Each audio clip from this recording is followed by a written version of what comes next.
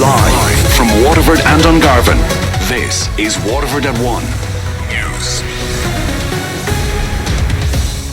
Good afternoon, I'm Eimear McKeown. Today's top stories. The Fianna Fáil leader says he didn't know Eddie Mulligan was disqualified from acting as a company director. University Hospital Waterford made over €1.15 million from car parking charges last year. A man is in a critical condition in hospital after getting into difficulty swimming in Tramore yesterday. And in sport, Corofin and Ballyshale Shamrocks are celebrating All-Ireland Senior Club success for the second year in a row. The Fianna Fáil leader says the party wasn't aware that one of its general election candidates in Waterford is disqualified from acting as a company director. Councillor Eddie Mulligan was disqualified by the High Court in 2017 over the management of a family hair salon business. He's been asked to provide an explanation to the party following the revelations. Party leader Micheál Martin wouldn't be drawn on whether this could cost the councillor his candidacy. No, we did not know about that, and we've asked him for a full explanation today, and that's we weren't appraised of that. Could it be bad news for him as a candidate? Well, as I said, we've asked for a full explanation. I don't want to go any further than that at this stage. Eddie Mulligan told Damien Tiernan on Daisha today that he and his family were hit badly during the recession. We were listening to phone calls, I suppose, from bank officials and eventually Fulcher telling us that if we paid the maximum we could, that we wouldn't lose the house. We paid the maximum, probably to the detriment of our own lifestyle. We budgeted heavily. Our fridge wouldn't have been full at the time, and we worked through it, and we got through it, and I suppose through resilience and determination we managed to pull everything back together. And canvassing is continuing in the run-up to the general election. WLR's Sinead Ahern joined Fine Gael's John Cummins on the campaign trail in Tramore. With 3 weeks to go until polling day, yellow wind alerts weren't enough to put a halt to canvassing. Here's the pitch John Cummins gave to one voter. I'm a first-time general election candidate. I'm 32 years of age. I've been on the council for 10 years. I have 2 years' experience as mayor of the city and mayor of the city and county. Yes. So I was elected to the council first when I was 21, straight out of college. So I'm in this to try and represent your views, and I'm here to try and represent Waterford's views, because I think it's important that we have a very strong representative going to Dublin, and someone that's able to be a team player as well. Health and the economy were soon raised. The hospital. Yes. And the airport. Yes. Because if we haven't quick contact into Waterford, we won't have any industry, any jobs. Yeah. We won't have any retail if there's not jobs there.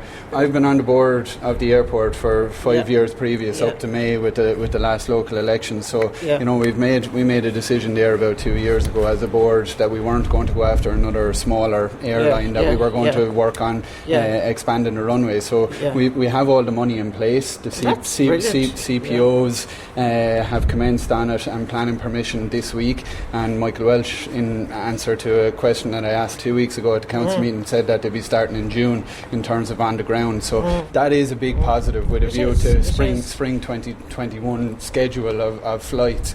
And obviously on the hospital, look, I'm well aware, as every other candidate is, of the issues, and I'm not going to try and pretend that there's not issues there.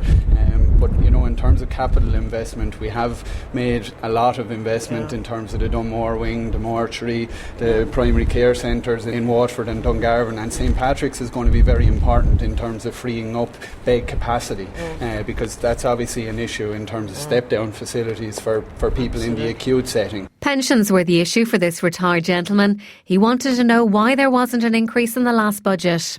We could have done the physical, irresponsible thing of giving something to everyone ahead of an election, but we decided that we were going to take stock, especially in the context of Brexit, and not give a free-for-all, because that's what's happened with every other party before general elections for decades, as you know well yourself. Indeed, I've seen it happen time and time again. Yeah. But we can go back to the Charlie High era, where he cut out rates on domestic houses, which was great. But now it's all being reintroduced again. We got a nice little bonus at Christmas as a double payment, right? But we took it with this hand, and we had to pay the property tax. put more money through it to pay property tax. Now, at my age, we have just a set income. It's set. The same as last year, the year before, the year before. Yeah. But every year, our expenses are going up and up and up. Yes. So we find that we have less and less and less. Yeah. See that old banger of a car out there? I sure do. It needs to be changed. It needs to be serviced and changed, yeah. I have to get rid of it because I can't afford to change it. And, you know, that's us.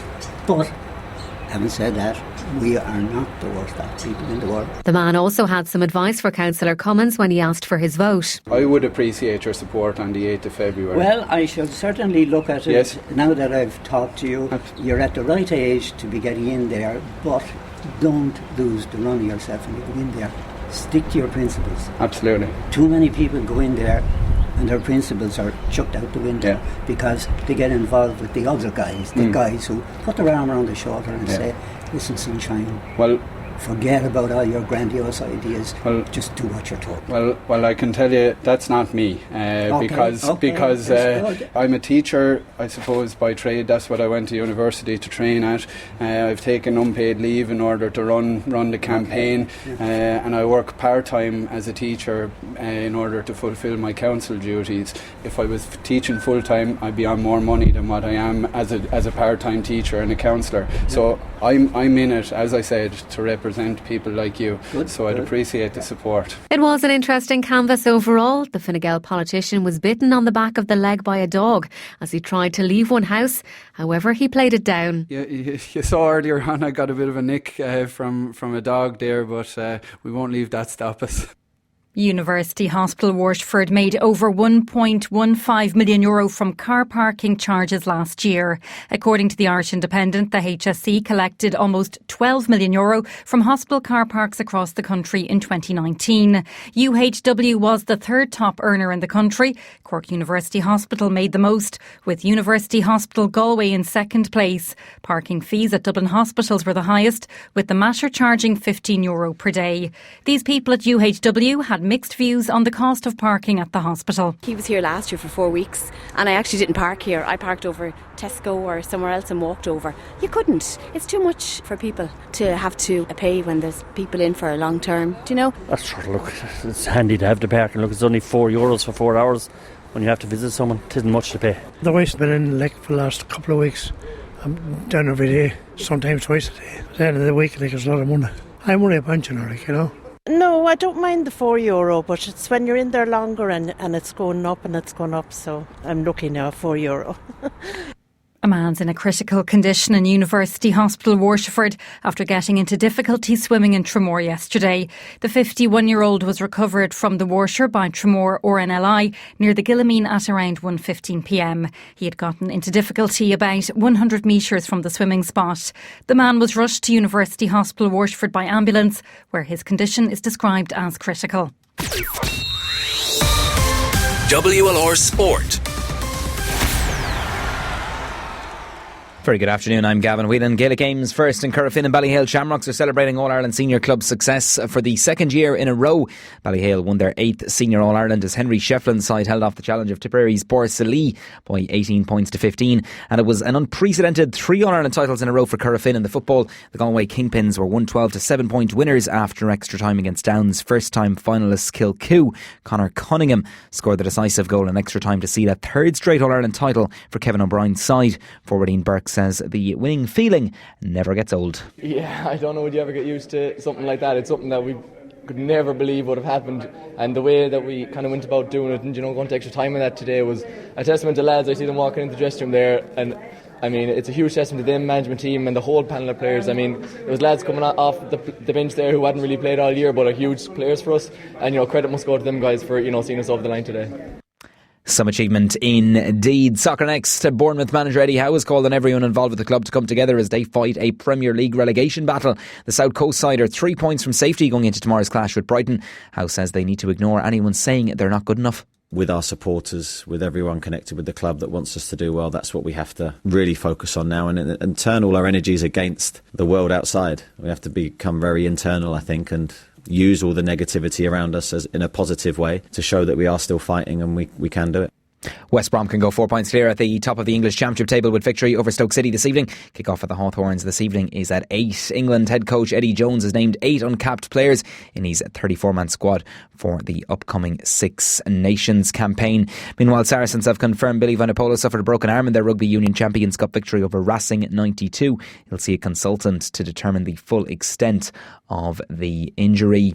Munster beat Ospreys 33 points to 6 in their final European Champions Cup pool game yesterday. The Southern Province knew before the game that they couldn't qualify for the last 8 of the tournament after other results yesterday didn't go their way. Waterford's Jack O'Donoghue put in another solid performance in the back row. He admitted afterwards that the squad were keen to get the win despite being out of contention. Yeah, absolutely. I think we were able to play with a bit of freedom. You know, we had no pressure on us whatsoever, and we were just able to express ourselves and play rugby. You know, it was a beautiful day, sun's shining, and you know, we were able to just throw the ball around, and I think that's exactly what we did. We didn't exactly start very well, but I think towards the end of the game we really built into it, and you know, we saw some cracking tries. You can hear more from Jack O'Donoghue on our On The Ball show this evening just after 6. In basketball, the Mercy Secondary School will get a busy week of action up and running. They play Kenmare in the Under-16 National School Final this afternoon. On Wednesday, the Mercy will play Coláiste Crease from Portlaoise in the Under-19 A Cup Final. Tip-off this afternoon at the National Basketball Arena is at 3:30. Best of luck to the local school in that one. And in news of tennis, defending champion Novak Djokovic has booked his place in round 2 of the Australian Open. The 7-time champion saw off Germany's Jan-Lennard Struff in 4 sets at the Rod Laver Arena. Elsewhere in the men's draw, 6-time champion Roger Federer booked his place in the second round with a straight sets win against American Steve Johnson. That's the latest on WR. Our next bulletin, 2.